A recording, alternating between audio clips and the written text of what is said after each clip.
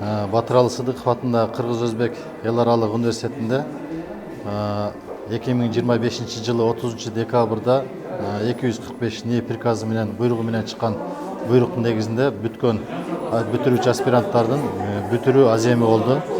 Аземде ушу бүтүрүүчү аспиранттар катышты. Бүтүрүүчү аспиранттарга ушу Кыргыз Республикасынын илим, жогорку билим берүү жана инновация министрлиги тарабынан атайын буйруктун негизинде сертификаттардын үлгүсү берилген эле. Ошол үлгүнүн негизинде сертификаттар жасалып, аспиранттарга тапшырылды. Аспиранттарга ректорубуз Абдилбай Асанович ийгиликтерди каалады жана мындан кийин кандидаттык диссертацияларын ийгиликтүү защита кылып, университетке жана эли жерибизге пайдасы тийсин деген куттуктоо сөздөрүн айтты. Жалпы сертификаттарды тапшыруу аземи ийгиликтүү, жакшы өттү. Биздин университеттеги өзгөчөлүгү быйылкы жылы бизде эң көп аспиранттар бүттү.